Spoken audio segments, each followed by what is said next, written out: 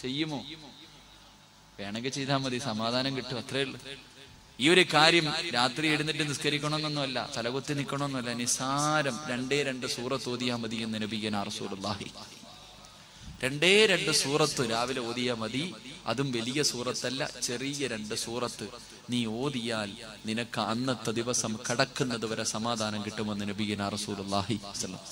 ഒന്ന് ടെസ്റ്റ് ചെയ്ത് നോക്ക്, നാളെ ഒന്ന് ഓതി നോക്ക്, സമാധാനം കിട്ടുമോ ഇല്ലയോ എന്ന്, സത്യമാണോ കള്ളമാണോ എന്നെങ്കിലും അറിയാനെങ്കിലും ഒന്ന് ടെസ്റ്റ് ചെയ്യണം. അള്ളാഹു ഭാഗ്യം നൽകി അനുഗ്രഹിക്കുമാറാകട്ടെ.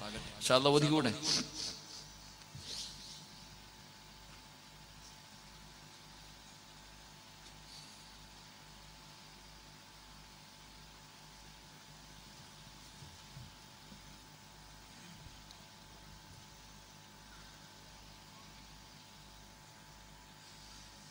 വയറ്റിനകത്ത് പോയ പ്രാണി ഇപ്പോഴാ പുറത്തു പോയത്.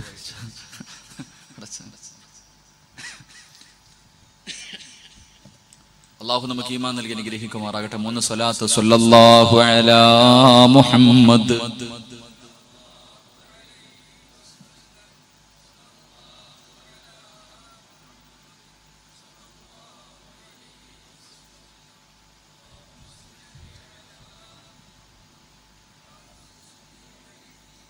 അള്ളാഹു സ്വീകരിക്കുമാറാകട്ടെ. എന്റെ പ്രിയമുള്ള സഹോദരങ്ങളെ, ഒരേ ഒരു കാര്യം അവസാനം പറഞ്ഞാൽ പോരെ, അവസാനം പറഞ്ഞാൽ പോരെ. പക്ഷെ അത് 2 കാര്യം മറക്കരുത്, ഓർമ്മിപ്പിക്കണം. ഇത് പറയാന്ന് പറഞ്ഞ കാര്യമല്ല. അതുകൊണ്ട് ഇൻഷാ അല്ലാഹ് ഞാൻ മറന്നുപോയാലും നിങ്ങളെ ഓർമ്മിപ്പിക്കണം. സമാധാനം കിട്ടാനുള്ള 2 സൂറത്ത് അള്ളാഹു നമുക്ക് ഓതാൻ ഭാഗ്യം നൽകി അനുഗ്രഹിക്കുമാറാകട്ടെ. എന്റെ പ്രിയമുള്ള സഹോദരങ്ങളെ, 5ാമത്തെ കുഞ്ഞ് അള്ളാഹുവിന്റെ പരിശുദ്ധമായ ഖുർആൻ പറയുകയാ. എന്റെ പ്രിയമുള്ള സഹോദരങ്ങളോട്, സഹോദരിമാരോട്, എന്റെ പ്രിയമുള്ളവരെ, 5ാമത്തെ അത്ഭുത ബാലനാരാ? എന്റെ പ്രിയമുള്ളവരെ, അള്ളാഹുവിന്റെ വിശുദ്ധമായ ഖുർആൻ പറയുകയാ. അള്ളാഹുവിന്റെ പരിശുദ്ധമായ ഖുർആൻ പറയുകയാണ്. എന്റെ പ്രിയമുള്ളവരെ, യൂസുഫ് നബിയുടെയും സുലൈഖയുടെയും ചരിത്രം അറിയാത്ത ആരുമില്ലല്ലോ. എല്ലാവർക്കും സുലൈഖയുടെയും യൂസുഫ് നബിയുടെയും ലവ് സ്റ്റോറി കേൾക്കാൻ വല്ലാത്ത സന്തോഷമാ. എന്റെ പ്രിയമുള്ളവരെ, യൂസുഫ് നബി അലൈഹിസ്സലാം വല്ലാത്ത സൗന്ദര്യമുള്ള പ്രവാചകനാണല്ലോ. അള്ളാഹു ഒരുപാട് സൗന്ദര്യം കൊടുത്ത പ്രവാചകനാണല്ലോ യൂസുഫ് നബി അലൈഹിസ്സലാം. പടച്ചവനെ, തന്റെ കൂടപ്പിറപ്പുകൾ മുഴുവനും അള്ളാഹുവേ പൊട്ടക്കിണറ്റിനകത്തേക്ക് തള്ളിയിട്ട് കൊല്ലാൻ നോക്കുമ്പോ അവസാനം അള്ളാഹു പൊട്ടക്കിണറ്റിൽ നിന്ന് രക്ഷപ്പെടുത്തിയിട്ട് അവസാനം പടച്ചവരെ അസീസ് രാജാവിന്റെ കൊട്ടാരത്തിലേക്ക് കടന്നു ചെല്ലുകയാ. യൂസുഫ് നബി അലൈഹിസ്സലാം അസീസ് രാജാവിന്റെ കൊട്ടാരത്തിൽ ഇങ്ങനെ ജോലി ചെയ്ത് വളർന്നുകൊണ്ടിരിക്കുകയാ. അവസാനം അസീസ് രാജാവിന്റെ പ്രിയപ്പെട്ട ഭാര്യ സുലൈഖ യൂസുഫിന്റെ സൗന്ദര്യം മതിമറന്നുപോയി. യൂസുഫിന്റെ സൗന്ദര്യം കണ്ടിട്ട് സഹിക്കാൻ കഴിയുന്നില്ല. അള്ളാഹുവേ, വല്ലാത്ത സൗന്ദര്യമാണല്ലോ. അള്ളാഹുവിന്റെ പ്രവാചകം പറഞ്ഞു, നാളെ സ്വർഗത്തിൽ എല്ലാവർക്കും യൂസുഫ് നബിയുടെ സൗന്ദര്യമാ. യൂസുഫ് നബിയുടെ സൗന്ദര്യമാണ്. അതുകൊണ്ടാണ് സുലൈഖയുടെ കൊട്ടാരത്തിലെ പെണ്ണുങ്ങൾ യൂസുഫ് നബി തന്റെ മുന്നിലൂടെ നടന്നു പോയപ്പോ തന്റെ കയ്യിലിരുന്ന കത്തി കൊണ്ട് കൈ മുറിച്ചിട്ട് അവര് ചോദിച്ചത് മലക്കാണോ മനുഷ്യനാണോ? അള്ളാന്റെ റസൂല് പറഞ്ഞു, സൗന്ദര്യത്തിന് അള്ളാഹു 2ആയി വേർതിരിച്ചു. അതിന്റെ പകുതി അള്ളാഹുവിന്റെ പ്രവാചകന് കൊടുത്തു. പിന്നെ പകുതിയുണ്ട്, അതിന്റെ ആ പകുതിയിൽ 2ആയി വേർതിരിച്ചു. അതിന്റെ പകുതി യൂസുഫ് നബിക്ക് കൊടുത്തു. പിന്നെയുള്ള 4% ഈ പ്രപഞ്ചത്തിലുള്ള സർവ്വ മനുഷ്യർക്കും അള്ളാഹു കൊടുത്തതെന്ന് നബി മുഹമ്മദ് മുസ്തഫ സല്ലല്ലാഹു അലൈഹി വസല്ലമ തങ്ങൾ പറഞ്ഞു തരുമ്പോ യൂസുഫ് നബി അലൈഹിസ്സലാം അസീസ് രാജാവിന്റെ കൊട്ടാരത്തിലൂടെ നടക്കുകയാണ്. സുലൈഖ എന്ന പെണ്ണിനെ കണ്ടിട്ട് സഹിക്കുന്നില്ല. യൂസുഫിന് വല്ലാത്ത ആഗ്രഹമാ, യൂസുഫിനോട് വല്ലാത്ത മോഹമാ. എപ്പോഴും യൂസുഫിന് അതാ ഹൃദയത്തിലെ സ്വപ്നം കണ്ടുകൊണ്ട് നടക്കുകയാ.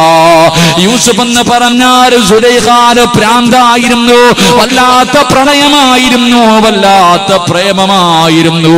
പടച്ചവനെ, ഒരു ദിവസം സുലൈഖ യൂസുഫ് എന്ന ചെറുപ്പക്കാരനെ തന്റെ കൊട്ടാരത്തിന്റെ മണിയറയ്ക്കകത്തേക്ക് വിളിക്കുകയാ.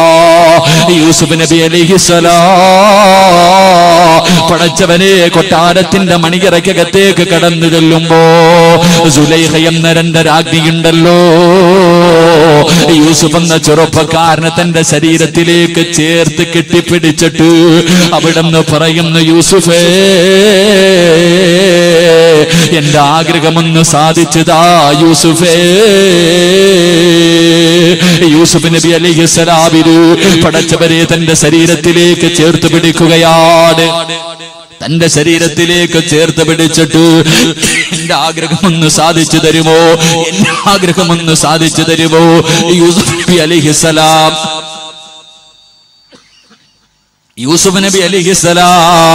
സുലൈഖ തന്റെ ശരീരത്തിലേക്ക് ചേർത്ത് പിടിച്ചിരിക്കുകയാണ്. അവിടെന്ന് പറയുന്നു, സുലൈഖ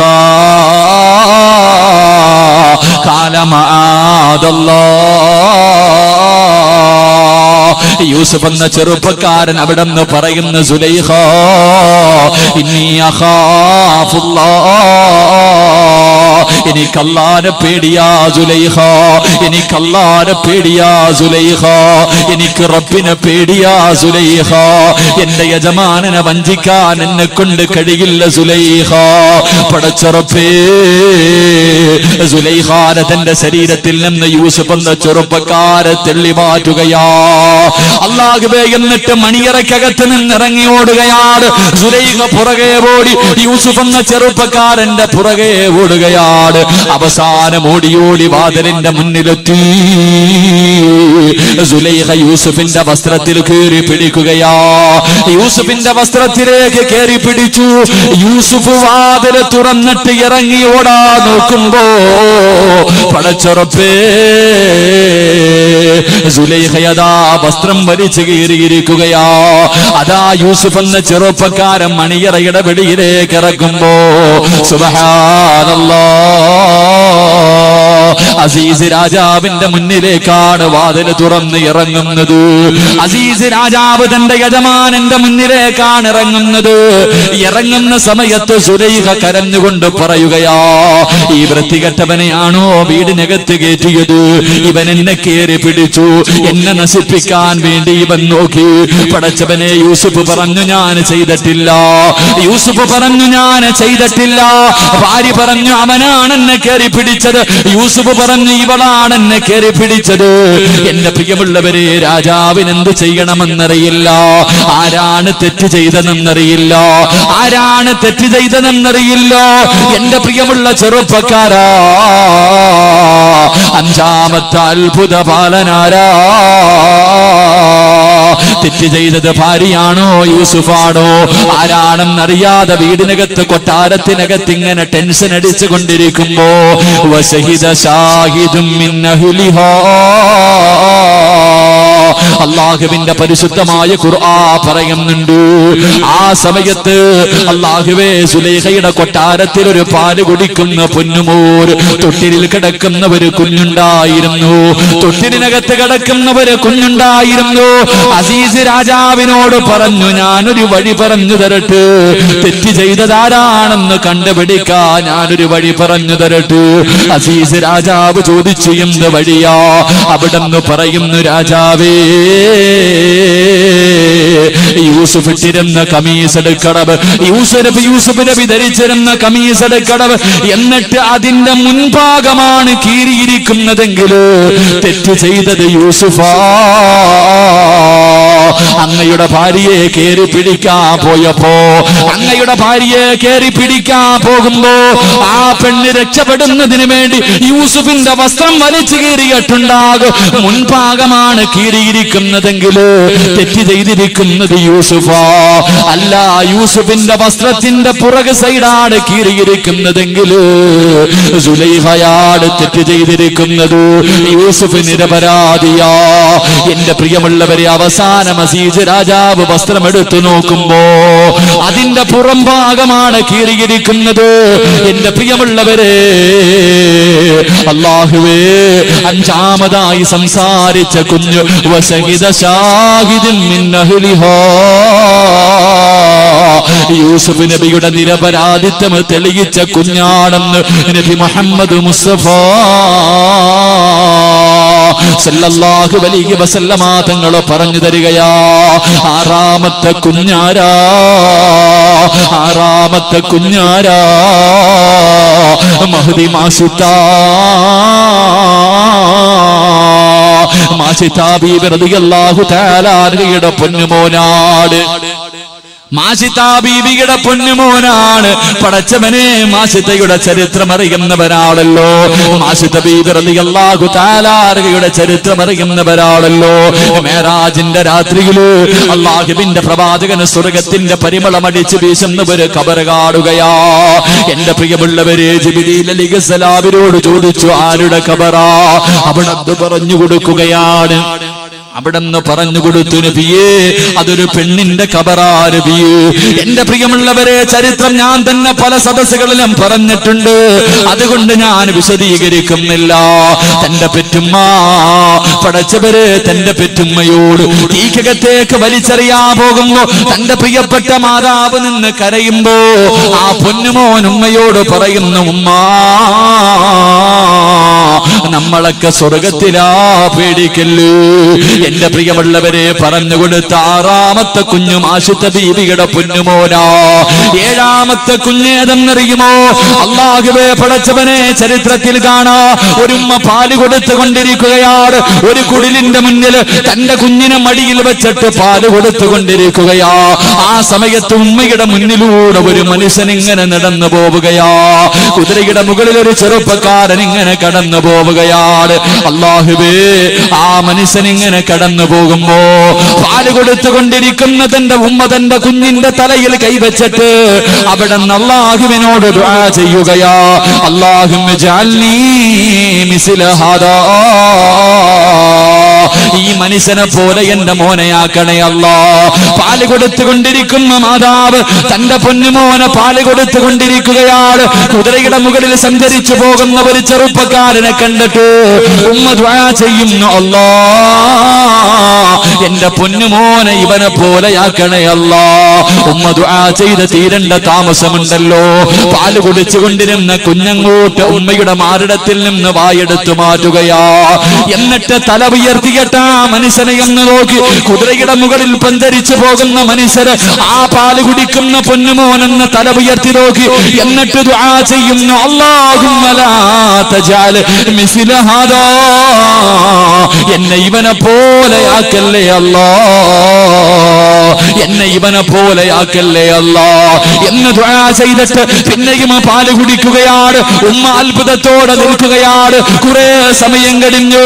ഒരു പെണ്ണിനെ വ്യഭിചാരിയെന്ന് വിളിച്ചുകൊണ്ട് നാട്ടുകാർ മുഴുവനും കല്ലെറിഞ്ഞുകൊണ്ട് ഓടിക്കുകയാ. ഉമ്മാന്റെ മുന്നിലൂടെ ആ പെണ്ണിങ്ങനെ ഓടുമ്പോ ഉമ്മ ദുആ ചെയ്തു, അല്ലാഹുമ്മ ലാ തജഅൽനീ മിസ്ല ഹാദാ, എന്റെ പൊന്നുമോനെ ഇവളെ പോലെയാക്കല്ലേ അല്ലാ. ആ സമയത്ത് ഉമ്മയുടെ മാറിടത്തിൽ നിന്ന് തലയങ്ങോട്ട് മാറ്റുകയാ. എന്നിട്ട് കുഞ്ഞ് തല ഉയർത്തിയിട്ട് ആ ഓടിപ്പോകുന്ന പെണ്ണിനെ നോക്കി. എന്നിട്ട് റബ്ബിനോട് പറയുന്നു, അല്ലാഹുമ്മ ജഅൽനീ മിസ്ല ഹാദാ, എന്നെ ആ പെണ്ണിനെ പോലെയാക്കണേ അല്ലാ. ഉമ്മ അത്ഭുതപ്പെടുകയാണ്. പാല് കൊടുത്തുകൊണ്ടിരിക്കുന്ന ഉമ്മ അത്ഭുതപ്പെടുകയാണ്. ആ പാല് കുടിക്കുന്ന പൊന്നുമോനോട് ചോദിച്ചു, മോനെ, എന്തേ നീ വിപരീതമായി ദുആ ചെയ്തത്? എന്തേ നീ വിപരീതമായി ദുആ ചെയ്തത്? ആ പൊന്നുമോന് പറയുന്നു, ഉമ്മ, ആ കുതിരയുടെ മുകളിൽ പോകുന്നവൻ അഹങ്കാരിയാ, അവൻ ധിക്കാരിയാ, അവന്റെ മനസ്സിന്റെ ഉള്ളിൽ മുഴുവനും അഹങ്കാരമാ, അവനെ ജനങ്ങള് വലിയവനാണെന്ന് പറയാൻ വേണ്ടി നടക്കുന്നവരാ. പക്ഷേ ആ രണ്ടാമതോടിയ പെണ്ണുണ്ടല്ലോ, അവള് നിരപരാധിയാണുമ്മ. നാട്ടുകാര് തെറ്റിദ്ധരിച്ചിട്ടാണ് അവളെ കല്ലെറിയുന്നത്. അവളൊരു തെറ്റും ചെയ്തിട്ടില്ല. അവള് സ്വർഗത്തിന്റെ അവകാശിയാ, അവള് സ്വർഗത്തിന്റെ അവകാശിയാ. അവളെ പോലെ എന്നെ ആക്കണേ അല്ലാ. എന്റെ പ്രിയമുള്ളവരെ, ആ കുഞ്ഞു ദുആ ചെയ്യുകയാണ്. അതുകൊണ്ട് ഏഴാമതായി സംസാരിച്ച കുഞ്ഞതാണ്. എട്ടാമത്തെ കുഞ്ഞേതെന്നറിയുമോ? ഇതുകൂടെ പറഞ്ഞു നമുക്കിന്ന് പിരിയാ. അല്ലാഹുവിന്റെ പ്രവാചകൻ സല്ലല്ലാഹു അലൈഹി വസല്ലമ തങ്ങൾ അവിടെന്ന് പറയുന്നു, സഹാബാ, പണ്ടൊരു രാജാവുണ്ടായിരുന്നു സഹാബാ, പണ്ടൊരു രാജാവുണ്ടായിരുന്നു സഹാബാ. അവിടെ നിന്നൊരു കഥ പറഞ്ഞു കൊടുക്കുകയാണ്.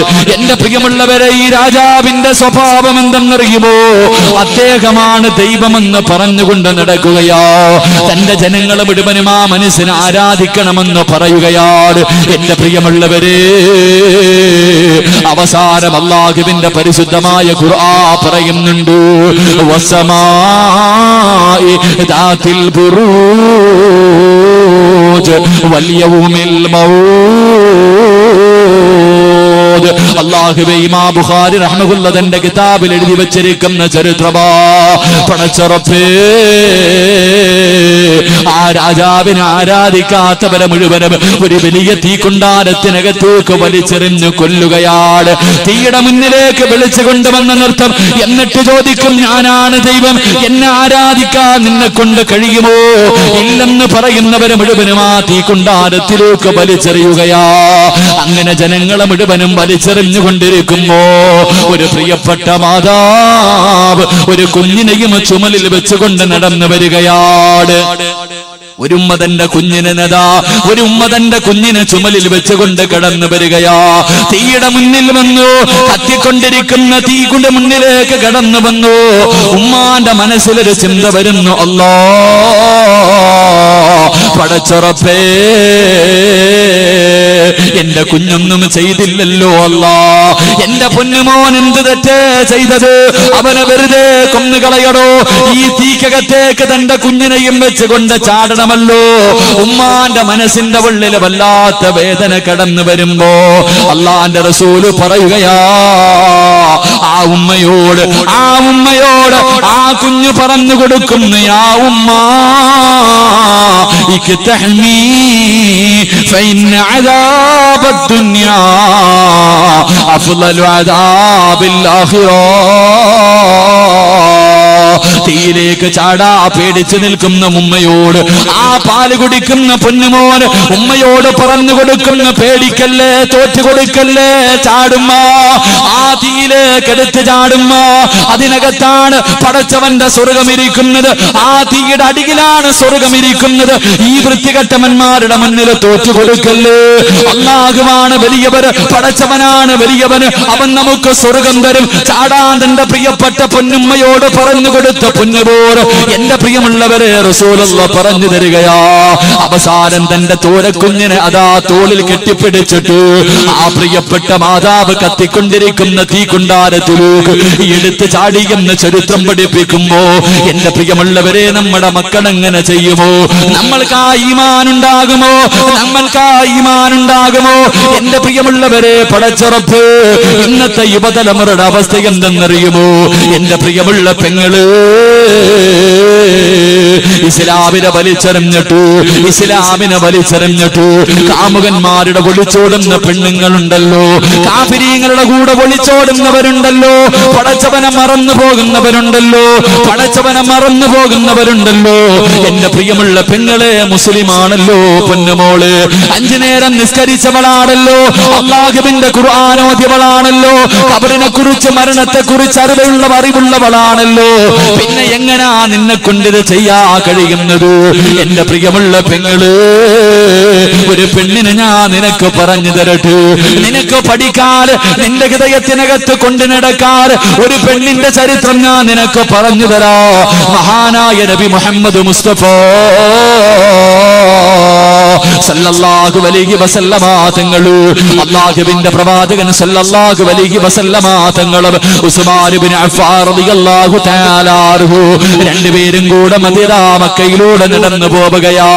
പഴുത്തു കിടക്കുന്ന മലരാരുണ്യത്തിലൂടെ നടന്നു പോകുമ്പോ പടച്ചവനെ ഖുറൈശികളുണ്ടല്ലോ, ഒരാടിനെയും പെണ്ണിനെയും ശരീരത്തിലെ വസ്ത്രങ്ങൾ മുഴുവനും അടിച്ചു മാറ്റിയിട്ടു മരുഭൂമിയിലിട്ട് അടിക്കുകയാണ്, തല്ലിച്ചതയ്ക്കുകയാണ്. പട്ടിക തല്ലുന്നത് പോലെ, പേപ്പട്ടിക തല്ലുന്നത് പോലെ വരുന്നവനും പോകുന്നവനുമല്ല പടച്ചവര് ഒരു മനുഷ്യരെയും ഒരു ഭാര്യയും ഭർത്താവരെയും ഇട്ട് തല്ലുകയാ. അല്ലാഹുവേ, അവര് ചെയ്ത തെറ്റേതെന്നറിയുവോ? അല്ലാഹുവിനെ കൊണ്ട് വിശ്വസിച്ചതാ, ഇസ്ലാമിലേക്ക് കടന്നു വന്നതാണ്. പടച്ചവരെ ജനങ്ങളെ മുഴുവനും അവരെ ഇട്ട് തല്ലുകയാ. അല്ലാഹുവിന്റെ പ്രവാചകനും ഉസ്മാൻ റളിയല്ലാഹു തആല അൻഹു രണ്ടുപേരും അടുത്തേക്ക് നടന്നു ചൊല്ലുമ്പോ മഹദി സുമയ്യ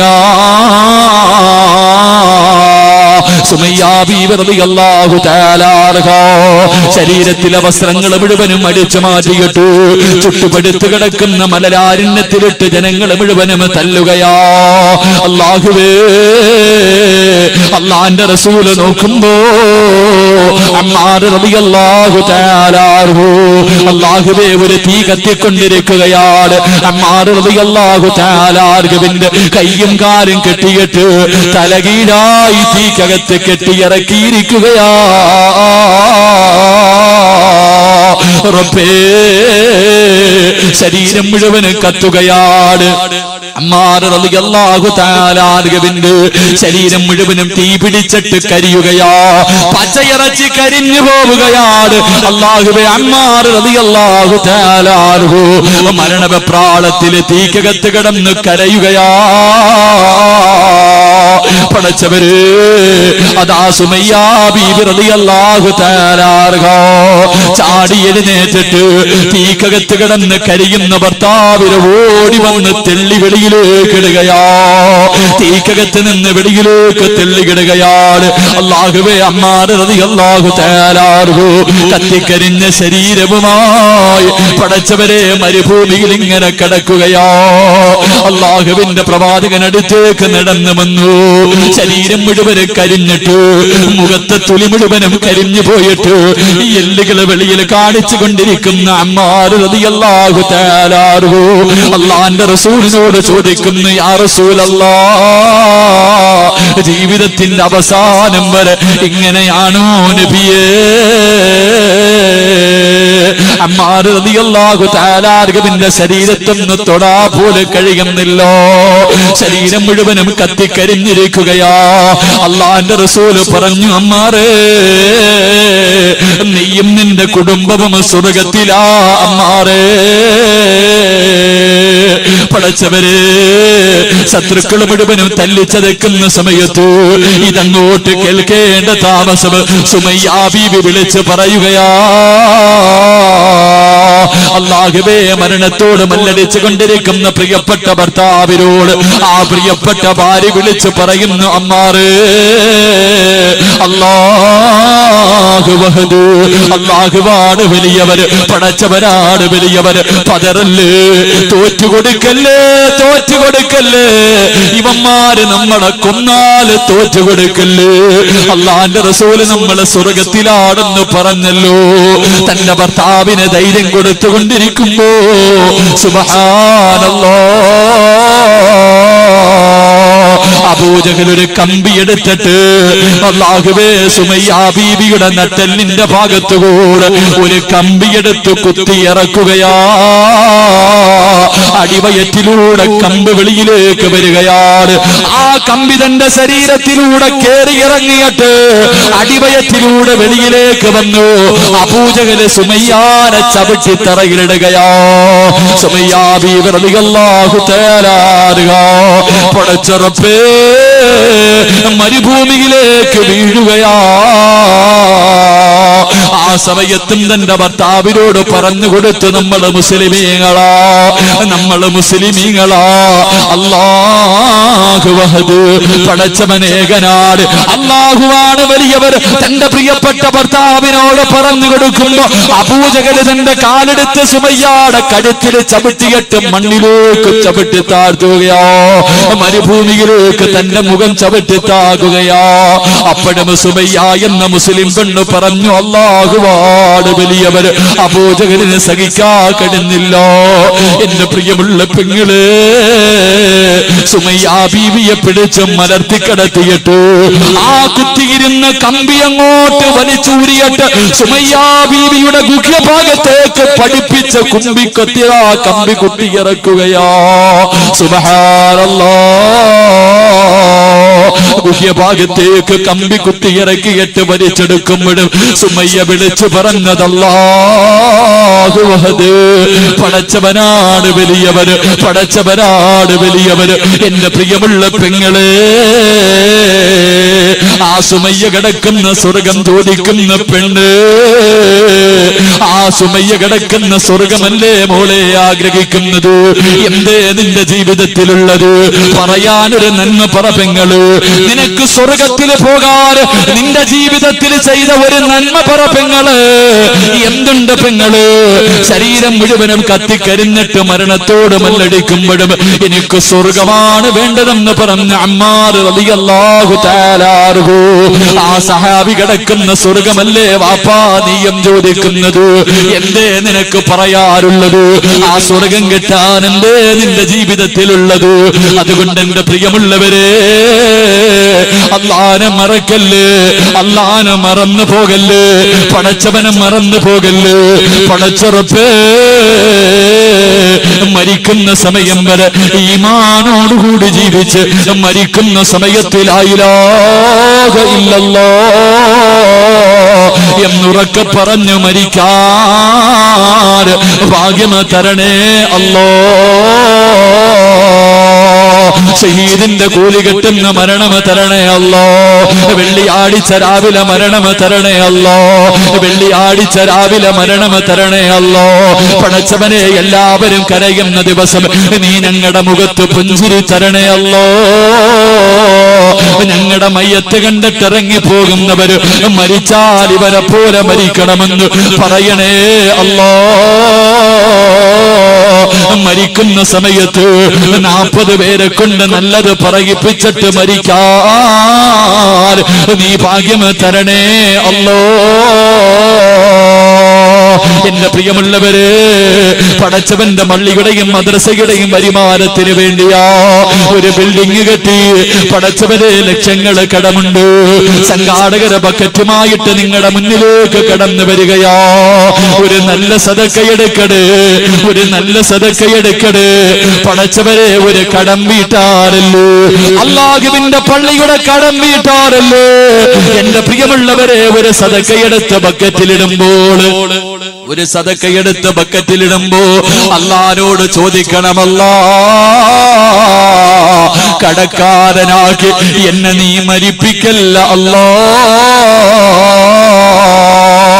പടച്ചറപ്പേ, അല്ലാഹുവേ, കടക്കാരനായി മരിച്ചാൽ മയ്യത്ത് പോലും നിസ്കരിക്കാൻ പാടില്ലെന്നാണല്ലോ. അല്ലാഹുവേ, എന്നെ കടക്കാരനാക്കി മരിപ്പിക്കല്ല അല്ലാ. മരിക്കുന്ന സമയത്ത് ഈ കൊടുത്ത സദക്കയുടെ പ്രതിഫലം എനിക്ക് കാണിച്ച് തരണേ അല്ലാ എന്ന നീയത്തോടെ ഒരു നല്ല സദക്ക നീ സ്വീകരിക്കണേ അല്ലാ, നീ സ്വീകരിക്കണേ അല്ലാ. ഈ സദക്ക അതിനൊരു സബബാക്കണേ റബ്ബേ. പെട്ടെന്ന് ഇൻഷാ അല്ലാഹ് സംഘാടകർ പെട്ടെന്ന് പോകാം. എല്ലാവരും ഒരു നല്ല സദക്ക അല്ലാഹു സ്വീകരിക്കട്ടെ. ഒരു 3 സ്വലാത്ത്. സല്ലല്ലാഹു അലാ മുഹമ്മദ് പറ. സല്ലല്ലാഹു അലാ മുഹമ്മദ് സല്ലല്ലാഹു അലൈഹി വസല്ലം. സല്ലല്ലാഹു അലാ മുഹമ്മദ് സല്ലല്ലാഹു അലൈഹി വസല്ലം.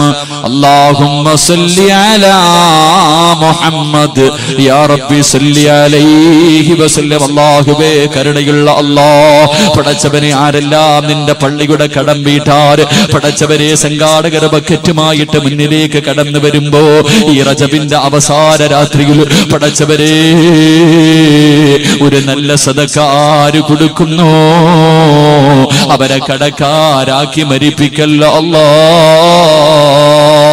പടച്ചവരെ അവരുടെ ശരീരത്തിൽ എവിടെയെങ്കിലും അറുത്തു മുറിക്കുന്ന മാരക രോഗത്തിന്റെ അടുക്കളുണ്ടെങ്കിൽ ഈ സദഖയുടെ ബർക്കത്ത് കൊണ്ട് കരിച്ച് കളയടേ അല്ലാഹ്. പടച്ചുറപ്പേ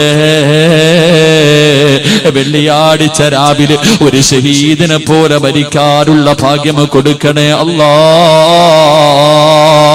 മരിക്കുന്ന സമയത്ത് ഈ കൊടുക്കുന്ന സദഖയുടെ പ്രതിഫലമായ സ്വർഗം കണ്ടു മരിക്കാൻ നീ ഭാഗ്യം നൽകണേ അല്ലാഹ്.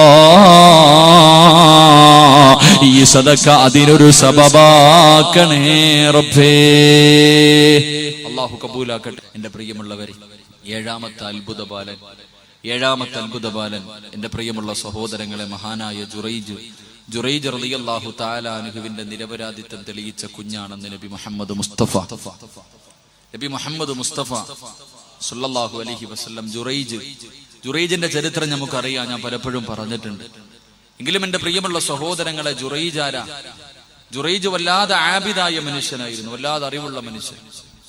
ജുറൈജ് റളിയല്ലാഹു തആല അൻഹു പടച്ചവനെ വിവാഹം കഴിച്ചിട്ടില്ല. എപ്പോഴും 24 മണിക്കൂറും ഇബാദത്താണ്. 24 മണിക്കൂറും ഇബാദത്തായി, എപ്പോഴും നിസ്കാരം. പടച്ചവനെ ദുനിയാവുമായിട്ട് യാതൊരു ബന്ധവുമില്ല. അങ്ങനെ വീടിനകത്തിരുന്ന് നിസ്കരിച്ച് ദുആ ചെയ്തു നല്ല കാര്യങ്ങൾ ചെയ്തുകൊണ്ടിരിക്കുമ്പോൾ അതിന് തടസ്സമായപ്പോൾ പടച്ചവനെ മാറി ചെന്നിട്ട് ഒറ്റയ്ക്കൊരു വീട് കെട്ടി, ഒരു ചെറിയ തമ്പ് കെട്ടിക്കെട്ട് അതിനകത്തിരുന്ന് രാവും പകലും ഇബാദത്താണ്. രാവും പകലും അല്ലാഹുവേ ഇബാദത്ത് ചെയ്തുകൊണ്ടിരിക്കുകയാ. അങ്ങനെ ഒരു ദിവസം തന്റെ പ്രിയപ്പെട്ട മാതാവ് തന്റെ പൊന്നുമോനെ ഒന്ന് കാണണമെന്ന് തോന്നി, ജുറൈജിനെ ഒന്ന് കാണണമെന്ന് തോന്നി. തന്റെ പ്രിയപ്പെട്ട മാതാവ് നടന്നു പോവുകയാണ്. പടച്ചവനെ എത്രയോ ദിവസമായി പൊന്നുമോനെ കണ്ടിട്ട് അവൻ ഒറ്റയ്ക്കൊരു കുടിലകത്തിരുന്ന് രാവും പകലും നിസ്കാരമാണല്ലോ, ഒന്ന് കാണണമെന്ന് ആഗ്രഹം തോന്നി. അല്ലാഹുവേ, ജുറൈജിന്റെ പ്രിയപ്പെട്ട മാതാവ് തന്റെ പൊന്നുമോന്റെ കുടിലിന്റെ വെളിയിൽ ചെന്ന് വിളിച്ചു, ജുറൈജേ, പൊന്നുമോനെ ജുറൈജേ, ഒന്ന് വാതിൽ തുറക്കുവോ? തന്റെ പ്രിയപ്പെട്ട മാതാവ് വീടിന്റെ വെളിയിൽ നിന്ന് വിളിക്കുകയാണ്. ജുറൈജാണെങ്കിലോ നമസ്കാരത്തിലാ, സുന്നത്ത് നമസ്കരിച്ചു കൊണ്ടിരിക്കുകയാ. ജുറൈജ് ഇബാദത്ത് ചെയ്തുകൊണ്ടിരിക്കുകയാണ്. അല്ലാഹുവേ, ഉമ്മ വീടിന്റെ വെളിയിൽ വന്ന് വിളിച്ചു. ജുറൈജ് ചിന്തിച്ചു, അല്ലാഹ്, നമസ്കാരത്തിലാണല്ലോ പടച്ചവര്, നമസ്കാരം കഴിഞ്ഞിട്ട് ഉമ്മയോട് എന്തെന്ന് ചോദിക്കാ? നമസ്കാരത്തിലാണല്ലോ, നമസ്കാരം കഴിഞ്ഞിട്ട് എന്തേ എന്ന് ചോദിക്കാ? പടച്ചവനെ, ഉമ്മ വീടിന്റെ വെളിയിൽ കാത്തു നിന്നു. കുറെ സമയം കഴിഞ്ഞിട്ട് മടങ്ങിപ്പോയി. അല്ലാഹുവേ, രണ്ടാമതും ജുറൈജിന്റെ മാതാവ് കടന്നു വരികയാണ്. തന്റെ പൊന്നുമോരോടൊന്ന് സംസാരിക്കണമെന്ന ആഗ്രഹത്തോട് ഒരുപാട് നാളുകൾക്ക് ശേഷമാണല്ലോ വീടിന്റെ വെളിയിൽ വന്നിട്ട് വിളിച്ചു, ജുറൈജേ, വാതില് തുറക്കു ജുറൈജേ. അപ്പോഴും ജുറൈജ് നമസ്കാരത്തിലാ. ഉമ്മാന്റെ വിളിക്കുത്തരം നൽകാൻ കഴിഞ്ഞില്ല. ഉമ്മ മടങ്ങിപ്പോയി. പടച്ചവനെ, മൂന്നാമതും പ്രിയപ്പെട്ട മാതാവ് കടന്നു വരികയാണ്. ജുറൈജിന്റെ ഉമ്മ മൂന്നാമതും കടന്നു വന്നു. അവിടെ ഇരുന്നു കൊണ്ട് വിളിച്ചു, മോനെ ജുറൈജേ, നമസ്കാരത്തിലായത് കാരണം ഉമ്മയുടെ വിളിക്കുത്തരം നൽകാൻ കഴിഞ്ഞില്ല. 3 പ്രാവശ്യം വീടിന്റെ വെളിയിൽ നിന്ന് വിളിച്ചിട്ടും തന്റെ പൊന്നുമോന് വിളി കേൾക്കാതെ വന്നപ്പോ ആ ഉമ്മാന്റെ മനസ്സ് വല്ലാതെ വേദനിച്ചു. ചെറുപ്പക്കാരാ, ഉമ്മയുടെ മനസ്സ് വല്ലാതെ വേദനിക്കുകയാ. ആ ഉമ്മയാ വീടിന്റെ മുന്നിലിരുന്നു കൊണ്ട് മനസ്സ് നൊന്നിട്ട് പറയുന്നു, അല്ലാഹുമ്മ ലാ തുലിതു ഹത്താ യൻളുറു വജൂഹിൽ മുനിസാ. ഉമ്മാന്റെ മനസ്സ് വേദനിപ്പിക്കല്ലേ മക്കളെ, ഉമ്മാന്റെ മനസ്സ് വേദനിപ്പിക്കല്ലേ പൊന്നുമോര്. രക്ഷപ്പെടൂലടാ. ഉമ്മാന്റെ ശാപം വാങ്ങല്ലേ. നമ്മുടെ ഉമ്മയെങ്ങാണം മനസ്സ് നൊന്നിട്ട് എന്തെങ്കിലും പറഞ്ഞു പോയാ പൊന്നുമോനെ രക്ഷപ്പെടുമെന്ന് നീ കരുതല്ലേ. നിന്റെ ഉമ്മയുടെ കാൽച്ചുവട്ടിലാ സ്വർഗം കിടക്കുന്നത്. നിന്റെ ഉമ്മയുടെ കാൽച്ചുവട്ടിലാ സ്വർഗം കിടക്കുന്നത്. ആ ഉമ്മാന്റെ മനസ്സ് വേദനിപ്പിക്കല്ലേ, ആ ഉമ്മയുടെ മനസ്സ് വേദനിപ്പിക്കല്ലേ. ജുറൈജ് നമസ്കാരത്തിലായത് കാരണം ഉമ്മയുടെ വിളിക്കുത്തരം നൽകാ കഴിഞ്ഞില്ല. എന്നിട്ടും ആ ഉമ്മ ദുആ ചെയ്തു, അല്ലാ നാട്ടുകാരുടെ മുന്നിൽ ഇവനെ വ്യഭിചാര ആരോപണം നടത്തി നാണം കെടുത്താതെ എന്റെ മോനെ നീ മരിപ്പിക്കല്ലോ റബ്ബേ. ജുറൈജിതൊന്നും അറിയുന്നില്ല, ജുറൈജിതൊന്നും അറിയുന്നില്ല. പടച്ചവരെ തന്റെ കുടിലകത്തിരുന്ന് നമസ്കരിച്ചു കൊണ്ടിരിക്കുമ്പോ ആ നാട്ടിലെ ഏറ്റവും സുന്ദരിയായ ഒരു പെണ്ണുണ്ടായിരുന്നു. അവളതാ ജുറൈജിന്റെ മുന്നിലേക്ക് കടന്നു വരികയാ. വീടിന്റെ വാതിൽ വന്ന് കാത്തിരിക്കുകയാണ്. ഒരു ദിവസം വീടിന്റെ വാതിൽ തുറക്കുമ്പോ ഈ പെണ്ണ് വീടിനകത്ത് കയറിയിട്ട് ശരീരത്തിലെ വസ്ത്രങ്ങൾ മുഴുവനും ഉരിഞ്ഞു മാറ്റിയിട്ടു ജുറൈജ് എന്ന് പറയുന്ന ചെറുപ്പക്കാരന്റെ മുന്നിൽ കിടന്ന് ഡാൻസ് ചെയ്യുകയാ. പക്ഷേ ജുറൈജ് അനങ്ങുന്നില്ല. അള്ളാനെ പേടിച്ച് കഴിയുന്നവനാണല്ലോ, അള്ളാനെ പേടിച്ച് ജീവിക്കുന്നവനാണല്ലോ. ജുറൈജ് ചലിക്കുന്നില്ല. അവസാനം ആ പെണ്ണ് നാണം കെട്ട് വീടിന്റെ വെളിയിലിറങ്ങുകയാ. എന്റെ പ്രിയമുള്ളവരെ, ജുറൈജ് എങ്ങനെ നമസ്കരിച്ച് ഇബാദത്ത് ചെയ്തു നല്ലതുപോലെ കഴിയുമ്പോ ഒരു പെണ്ണുണ്ടല്ലോ, ഈ പെണ്ണുണ്ടല്ലോ ഒരു കൈക്കുഞ്ഞിനെയും പിടിച്ചുകൊണ്ട് ജുറൈജിന്റെ വീടിന്റെ മുന്നിൽ വന്ന് കിടന്ന് ബഹളം വെക്കുകയാ. നാട്ടുകാര് മുഴുവനും ഒരുമിച്ച് കൂടുമ്പോ ഈ പെണ്ണ് പറയുകയാ, എന്റെ കയ്യിലിരിക്കുന്ന ഈ കുഞ്ഞിന്റെ വാപ്പ ജുറൈജാ. ഈ കൊട്ടാരത്തിന്റെ അകത്ത് ഈ കുടിനകത്തിരിക്കുന്ന മനുഷ്യനാണ് എന്റെ കയ്യിലിരിക്കുന്ന കുഞ്ഞിന്റെ വാപ്പ. ഇവന് കള്ളനാ, ഇവന് കള്ളനാ. പടച്ചവരെ പറയേണ്ട താമസമുണ്ടല്ലോ. നാട്ടുകാര് മുഴുവനും ജുറൈജിന്റെ വീട് തല്ലി നശിപ്പിക്കുകയാണ്. ജുറൈജിന്റെ താടിയിൽ പിടിച്ചിട്ട് തല്ലുകയാണ്. അല്ലാഹുവേ, പടച്ചവനെ പേടിച്ച് ജീവിച്ചിരുന്ന ജുറൈജ് എന്ന ചെറുപ്പക്കാരര് നാട്ടുകാര് മുഴുവനും കളിയാക്കി പരിഹസിച്ചു. പടച്ചവരെ നാണം കൊടുത്തു. എല്ലാം ഉമ്മാന്റെ ദുആയാ, എല്ലാം ഉമ്മാന്റെ ദുആയാ. പടച്ചവരെ അവസാനം ജനങ്ങൾക്ക് മുഴുവനും മുന്നിൽ മുഴുവനും നാണം കെട്ട് കഴിയുമ്പോ ജുറൈജ് എന്ന ചെറുപ്പക്കാരൻ പറഞ്ഞു, സത്യമെന്ന് തെളിയിക്കാൻ ഒരവസരം തരുവോ, എനിക്കൊരൽപ്പം സമയം തരുവോ, ഇതിന്റെ സത്യം എന്താണെന്ന് തെളിയിക്കാൻ ഒരൽപ്പം സമയം തരുവോ. എന്റെ പ്രിയമുള്ളവരെ, അവിടുന്ന് സമയം കൊടുക്കുമ്പോ ജുറൈജ് എന്ന ചെറുപ്പക്കാരൻ 2 റക്അത്ത് നിസ്കരിക്കാ കൈകെട്ടുകയാ. എന്നിട്ട് നമസ്കാരത്തിലെ സുജൂദിൽ കിടന്ന് പടച്ചവരോട് കരഞ്ഞുകൊണ്ട് പറയുന്നു, അല്ലാ നിനക്കറിയാമല്ലോ റബ്ബേ, നിനക്കറിയാമല്ലോ റബ്ബേ, എന്നെ കൈവിടല്ലേ അല്ലാ, എനിക്ക് നീ അല്ലാതെ ആരുമില്ല അല്ലാ. നമസ്കാരം എന്ന് പറഞ്ഞാൽ പടച്ചവരോടുള്ള സംസാരമാ പൊന്നുപോല്. ഒരു മറ പോലുമില്ലാതെ പടച്ചറപ്പ് നമ്മുടെ മുന്നിൽ വന്ന് നിൽക്കുകയാണ്. റബ്ബിനോട് സംസാരിക്കണം ചെറുപ്പക്കാരോ, റബ്ബിനോട് സംസാരിക്കണം ചെറുപ്പക്കാരോ. അല്ലാഹുവേ, എത്രയോ പേര് നമസ്കാരത്തിൽ അല്ലാഹുവോട് സംസാരിച്ചിട്ടുണ്ട്. പടച്ചറപ്പ് തൂക്കുകയറിലേക്ക് കയറ്റി നിർത്തിയപ്പെടും ഒരു ചെറുപ്പക്കാരൻ. അല്ലാഹുവേ, അവിടെന്ന് പറഞ്ഞത് എനിക്ക് 2 റക്അത്ത് നിസ്കരിക്കണമെന്നോ. അവസാനം 2 റക്അത്ത് പെട്ടെന്ന് നിസ്കരിച്ചിട്ട് അവിടെന്ന് പറയുന്നു, അല്ലാ എപ്പോഴും വലിയ സൂറത്തുകളാ ഓതുന്നത്, ഇന്ന് ചെറിയ സൂറത്ത് ഓതാറുള്ള കാരണം ഞാൻ വലുത് ഓതിയാ എനിക്ക് മരിക്കാൻ പേടിയാണെന്ന് ഇവരെ വിചാരിക്കും പടച്ചവര് എന്ന് പറഞ്ഞ സഹാബിയുടെ ചരിത്രം അറിയുന്നവരാണല്ലോ. അല്ലാഹുവേ, ജുറൈജ് നമസ്കാരം കഴിഞ്ഞു, ജുറൈജ് നമസ്കാരം കഴിഞ്ഞു. എഴുന്നേൽക്കുകയാണ്. കൈക്കുഞ്ഞുമായി നിൽക്കുന്ന പെണ്ണിനോട് പറഞ്ഞ കുഞ്ഞിനെ വന്ന് കൊണ്ടുവരുവോ, എന്റെ മുന്നിലേക്കൊന്ന് കൊണ്ടുവരുവോ.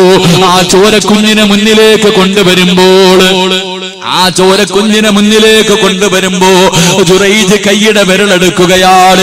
ഒരു വിരലെടുത്തിട്ട് ആ കുഞ്ഞിന്റെ പുക്കളിന്റെ മുകളിലേക്ക് കൈവച്ചിട്ട് അവിടെന്ന് ചോദിക്കുന്നു, മന്നബൂ അത്ഭുതത്തോടെ നോക്കി നിൽക്കുമ്പോ ആ പാല് കുടിച്ചു കൊണ്ടിരുന്ന ചോര കുഞ്ഞുണ്ടല്ലോ അവിടെന്ന് പറയുകയാ, എന്റെ വാപ്പ ജുറൈദല്ല, ഒരാട്ടിടയനാണെന്ന് പാല് കുടിക്കുന്ന പൊന്നുപോലെ പറഞ്ഞു കൊടുത്തെന്ന് ചരിത്രം പഠിപ്പിക്കുമ്പോ പാതിരാത്രി കിടന്നു വന്നവര് എല്ലാ നമ്മുടെ ഉമ്മയുടെ പ്രാർത്ഥനയല്ലോ. നമുക്ക് ജന്മം തന്ന പടച്ചവരെ വിവാഹം കഴിച്ച് നല്ല ഒരു പെണ്ണിനെ കെട്ടിക്കഴിയുമ്പോ ഉമ്മാനെ മറന്നു പോകുന്ന മക്കളുണ്ടല്ലോ പടച്ചവരെ. പിന്നെ ഉമ്മയവൻ അധികം പറ്റാവുകയാണല്ലോ. ഒരു വലിയ വീട് കിട്ടിക്കഴിയുമ്പോ, ഒരു നല്ല ജോലി കിട്ടിക്കഴിയുമ്പോ, അല്പം പണം കിട്ടിക്കഴിയുമ്പോ, കൊട്ടാരം പോലെയുള്ള വീടിനകത്ത് കിടന്ന് ഉമ്മ മൂത്രമൊഴിച്ചാൽ, ഉമ്മ വീടിനകത്ത് കിടന്ന് കാശിച്ചാൽ, ഉമ്മയൊന്ന് മുറുക്കിയിട്ട് തുപ്പിയാ പടച്ചവരെ നമ്മളെ കൊണ്ട് സഹിക്കാ കഴിയില്ലല്ലോ. പെറ്റുമ്മാന വൃദ്ധസദനത്തിലേക്ക് വലിച്ചെറിയുന്ന മക്കളെ രക്ഷപ്പെടൂലടാ ചെറുപ്പക്കാരാ. നമ്മുടെ വീടിന്റെ വിളക്കാ പോര്, നമ്മുടെ വീടിന്റെ വിളക്കാ പോര്. എന്റെ പ്രിയമുള്ള പെങ്ങള്, നിങ്ങൾ പലരും ഉമ്മാനെ മറന്നു പോകുന്നവരാ. ഭർത്താവിന്റെ വീട്ടിൽ വന്ന് കഴിയുമ്പോ ഒരു ഭർത്താവും മക്കളും വീടും പണവും നിനക്ക് കിട്ടുമ്പോ നിനക്ക് ജന്മം തന്ന ഉമ്മാനെ നീ മറന്നുപോയല്ലോ. മരിച്ചുപോയ ഉമ്മയ്ക്ക് വേണ്ടി ദുആ ചെയ്യാത്ത മക്കളുണ്ടല്ലോ. ഉമ്മാന്റെ കബറെവിടെയാണെന്നെങ്കിലും നിനക്കറിയുമോ പെങ്ങള്? സ്വന്തം ഉമ്മയുടെ കബററിയാത്ത മക്കളുണ്ട്. ഉമ്മാന് വേണ്ടി ആസീനോദാത്ത മക്കളുണ്ട്. ഉമ്മയ്ക്ക് വേണ്ടി ദുആ ചെയ്യാത്ത മക്കളുണ്ട്. എന്തിനാ ജീവിക്കുന്നത്? എന്റെ പ്രിയമുള്ള വാപ്പമാരോട്, എന്റെ പ്രിയമുള്ള ചെറുപ്പക്കാരോട്, നീ നിന്റെ ഉമ്മാനെ പള്ളിക്കാട്ടിലിട്ട് കരയിപ്പിക്കുന്നവരാ. മരിച്ചതിന് ശേഷം പോലും മാതാപിതാക്കൾക്ക് സമാധാനം കൊടുക്കാത്ത മക്കളുണ്ട്. അല്ലാഹുവേ, റസൂലുള്ള പറയുന്നുണ്ട്, ചില ഉമ്മമാര് കബറിനകത്ത് കിടന്ന് യാചിക്കുകയാ. നിന്റെ ഉമ്മ ഒരാളുടെ മുന്നിലും ഇന്ന് വരെ കൈനീട്ടിയിട്ടില്ല. നിന്റെ വാപ്പ മരിക്കുമ്പോൾ ഒരു മനുഷ്യന്റെ മുന്നിലും കൈനീട്ടി യാചിച്ചിട്ടല്ല വാപ്പാ നിന്നെ വളർത്തിയത്. അങ്ങനെ വളർത്തിയ നിന്റെ ഉപ്പയുടെ ഇന്നത്തെ അവസ്ഥ എന്തെന്നറിയുവോ? ഖബറിനകത്ത് കിടന്ന് ചോദിക്കുന്നു, അല്ലാ, ഈ ലോകത്ത് ആരെങ്കിലും എനിക്ക് വേണ്ടി ഒന്ന് ദുആ ചെയ്യണേ അല്ലാ. ഉമ്മാനെ യാചിപ്പിക്കുന്ന മക്കള്, വാപ്പാനെ യാചിപ്പിക്കുന്ന മക്കള്, മാതാപിതാക്കളെ കരയിപ്പിക്കുന്ന പെങ്ങള്, നിന്റെ മോളും നിന്നോടിത് ചെയ്യും മോള്, നിന്റെ മക്കളും നിന്നെ ഇതുപോലെ തെണ്ടിപ്പിക്കും പെണ്ണ്, നിന്റെ മക്കളും ഇതുപോലെ കബറിനകത്തിട്ട് നിന്നെ കരയിപ്പിക്കുന്ന ചെറുപ്പക്കാരാ. അതുകൊണ്ട് എന്റെ പ്രിയമുള്ളവരോട്, എന്റെ പ്രിയമുള്ളവരെ, അല്ലാഹുവിന്റെ പള്ളി പടച്ചവരെ ഓരോ വർഷവും 1-ാം ക്ലാസ് മുതൽ തുടങ്ങി 8 വരെ എത്തൂ പടച്ചവരെ. ആ പള്ളിയുടെ വരുമാനത്തിന് വേണ്ടിയാ എന്റെ പ്രിയമുള്ളവരെ. ഉമ്മാന്റെ മുഖം നിനക്കൊന്ന് ഓർമ്മ വരട്ടെ. എത്ര സ്നേഹിച്ചതാ ചെറുപ്പക്കാരാ. ഉമ്മ എന്ന് പറഞ്ഞ ജീവനായിരുന്നല്ലോ. നിന്റെ പേര് കേട്ടാ നിന്റെ ഒരു ഉമ്മ കിട്ടാതെ നിന്റെ ഉമ്മ ഉറങ്ങില്ലായിരുന്നല്ലോ. നിന്നെ അത്ര കണ്ട സ്നേഹിച്ച ഉമ്മാനെ നീ എന്തേ മറന്നുപോയത്? എന്റെ പ്രിയമുള്ള പെങ്ങള്, അവസാനം നിന്റെ വിവാഹത്തിന്റെ സമയമെത്തിയപ്പോ ഉമ്മ തന്റെ ശരീരത്ത് കടന്നത് വരെ ഇന്നാ മോളെ എന്ന് പറഞ്ഞ് ഊരി നിന്റെ കയ്യിൽ തന്ന പെറ്റുമ്മാനെ മറന്നു പോകല്ലോ. എന്റെ പ്രിയമുള്ളവരെ, പടച്ചവന്റെ പള്ളിയുടെ കടം വീട്ടാ മനസ്സുണ്ടോ പെങ്ങള്? ഒരുപാടൊന്നും കൊടുക്കണ്ട. അല്ലാഹു നിനക്ക് തന്നത് മുഴുവനും നീ കൊടുക്കണ്ട. 100-ൽ-1 കൊടുത്താ മതി പെങ്ങള്. നിന്റെ കയ്യിലുള്ളത് മതി മോള്. എത്ര വേണമെന്ന് ഞാൻ പറയുന്നില്ല, എത്ര തരണമെന്ന് ഞാൻ പറയുന്നില്ല. നിന്റെ ഉമ്മാന് വിലയിടാതെ, നമ്മുടെ വാപ്പയ്ക്ക് വിലയിടാ നമ്മൾ അർഹരല്ലല്ലോ പടച്ചവരെ. എന്റെ ഉമ്മയുടെ കബറിനകത്ത് സ്വർഗത്തിന്റെ കവാടം തുറക്കണമല്ലോ. എന്റെ ഉമ്മ കബറിനകത്ത് കിടന്ന് യാചിക്കാൻ പാടില്ല, എന്റെ വാപ്പ കബറിനകത്ത് കിടന്ന് എന്നെ ശപിക്കാൻ പാടില്ല. പടച്ചവരെ, റജബിന്റെ രാത്രിയാ. എന്റെ പ്രിയമുള്ളവരെ, ഉപ്പയ്ക്കും ഉമ്മയ്ക്കും വേണ്ടി ഒരു സദഖ കൊടുക്കാൻ കഴിയോ? നിനക്ക് വേണ്ടി ചെയ്യണമെന്ന് പറയുന്നില്ല. നിനക്ക് ജന്മം തന്ന വാപ്പയ്ക്കും ഉമ്മയ്ക്കും വേണ്ടി ഒരു സദഖ കൊടുക്കാൻ കഴിയുമോ ചെറുപ്പക്കാരാ? എന്റെ പ്രിയമുള്ളവരെ, മക്കൾക്ക് വേണ്ടി ജീവിക്കുന്നവരോട് ഇത്രയും കാലം ജീവിച്ചത് ആർക്ക് വേണ്ടിയാണെന്ന് ചോദിച്ചോ എല്ലാവരും പറയും ഉസ്താദേ എന്റെ മക്കൾക്ക് വേണ്ടിയാ. വാപ്പാ നിനക്ക് വേണ്ടി എന്ത് ചെയ്തു വെച്ചിട്ടുണ്ടിപ്പോ? 10, 40, 50 വയസ്സായല്ലോ. ഇന്ന് രാത്രി മരിച്ചുപോയാ നിനക്ക് വേണ്ടി എന്ത് ചെയ്തെന്ന് പറയാറുണ്ട്. പള്ളിക്കാട്ടില് കൊണ്ടുവെക്കുമ്പോ 6 അടി മണ്ണിനകത്ത് നിനക്ക് വേണ്ടി എന്ന് ചെയ്തു വെച്ചിട്ടുണ്ട്. അതുകൊണ്ട് എന്റെ പ്രിയമുള്ള പെങ്ങളോട്, എന്റെ പ്രിയമുള്ള ചെറുപ്പക്കാരോട്, നമ്മുടെ മക്കള് നമ്മുടെ മയ്യത്ത് കുളിപ്പിക്കൂലല്ലോ, നമ്മുടെ മയ്യത്ത് നമസ്കരിക്കൂലല്ലോ, നമ്മുടെ കബറിന്റെ ചാരത്ത് വന്ന് ദുആ ചെയ്യില്ലല്ലോ, അവർക്ക് അതുപോലും നീ പഠിപ്പിച്ചു കൊടുത്തിട്ടില്ല. അതുകൊണ്ട് എന്റെ പ്രിയമുള്ളവരോട് റജബിന്റെ രാത്രിയിൽ നമ്മൾ വിട പറയുകയോ ആരോട് പറഞ്ഞു വെച്ചിട്ടില്ല. ഇത്ര തരണമെന്നൊരാളോടും ഞാൻ പറയുന്നില്ല. എന്റെ പ്രിയമുള്ള പെങ്ങള്, മരിച്ചുപോയ ഉമ്മാനെ സ്വപ്നം കണ്ടിട്ടുണ്ടോ മോളെ? മരിച്ചുപോയ വാപ്പാനെ നിനക്കൊന്ന് സ്വപ്നം കാണണ്ടേ? പുഞ്ചിരിക്കുന്ന മുഖത്തോടെ ഇന്ന് രാത്രി വയല് കഴിഞ്ഞ് വീട്ടിൽ പോയി കിടന്നുറങ്ങുമ്പോ ഉമ്മ അടുത്ത് വന്നിട്ട് മോളെ സുഖമാണോ പൊന്നുമോളെ? പുഞ്ചിരിക്കുന്ന മുഖത്തോടെ ഇന്ന് രാത്രി നിന്റെ സ്വപ്നത്തിൽ വരണ്ടേ ചെറുപ്പക്കാരാ? വാപ്പാനെ ഒന്ന് സ്വപ്നം കാണണ്ടേ? വാപ്പാനെ ഒന്ന് സ്വപ്നം കാണണ്ടേ? എന്റെ പ്രിയമുള്ളവരെ, ഇന്നലെ വയലിന് കയറുമ്പോ കരഞ്ഞുകൊണ്ടാ ഞാൻ വയല് പറഞ്ഞത്. കാരണം എനിക്ക് വല്ലാത്ത വേദന തോന്നി. കാരണം പടച്ചവനെ, വയലിന്റെ സദസ്സിൽ കയറിയപ്പോ എന്റെ സഹോദരിയുടെ ഭർത്താവിന്റെ മൊബൈലിൽ ഒരു ഫോട്ടോ അയച്ചു തന്നു. പെട്ടെന്ന് അങ്ങോട്ട് തുറന്നു നോക്കുമ്പോ അല്ലാഹുവേ, എന്റെ പ്രിയപ്പെട്ട വാപ്പയുടെ ചിത്രമായിരുന്നു. ഞങ്ങളുടെ കയ്യിൽ ആരുടെ കയ്യിലും ഞങ്ങളുടെ ഉപ്പയുടെ ഫോട്ടോ ഇല്ല. എന്റെ ഉപ്പാന്റെ ഫോട്ടോ ഞങ്ങളുടെ കയ്യിൽ ആരുടെ കയ്യിലുമില്ല. പടച്ചവനെ, ഇന്നലെ പെട്ടെന്ന് എന്റെ ഉപ്പയുടെ ഫോട്ടോ എന്റെ മൊബൈലിൽ വന്നപ്പോ മനസ്സ് വല്ലാതെ വേദനിച്ചു പോയി, കണ്ണ് വല്ലാതെ നിറഞ്ഞു പോയി. എന്റെ പ്രിയമുള്ളവരെ, നമ്മുടെ ഉപ്പാനെ നമുക്കൊന്ന് കാണണ്ടേ? 3-4 ദിവസം മുമ്പ് വയത് കഴിഞ്ഞ് ഞാൻ എന്റെ വീട്ടിലേക്ക് പോകുമ്പോ പടച്ചവരെ 8 മണി സമയമായി രാവിലെ. എനിക്ക് ഉറക്കം വന്നിട്ട് പടച്ചവനെ റോഡിന്റെ സൈഡില് വണ്ടി നിർത്തിയിട്ടിട്ട് ഞാൻ ഇങ്ങനെ കിടന്നുറങ്ങി. ഉറങ്ങുമ്പോ എന്റെ സ്വപ്നത്തിൽ എന്റെ വാപ്പ കടന്നു വന്നു. പടച്ചവരെ, എന്റെ ഉപ്പ എന്റെ സ്വപ്നത്തിൽ കടന്നു വന്നു. പടച്ചവനെ, റോഡ് സൈഡിൽ വണ്ടിക്കകത്ത് കടന്നപ്പോ എന്റെ ഉപ്പ ചിരിക്കുന്ന മുഖത്തോടെ എന്നെ കെട്ടിപ്പിടിച്ചുമ്മ തരുന്നത് കണ്ടട്ടാ ഞെട്ടിയുണർന്നത്. അല്ലാഹുവേ, കാണണ്ടേ ചെറുപ്പക്കാരാ? ഇന്ന് രാത്രി കാണണം മോരെ. ഈ റജബിന്റെ രാത്രിയിൽ ഈ സ്വർഗത്തിൽ നിന്ന് പിരിഞ്ഞ്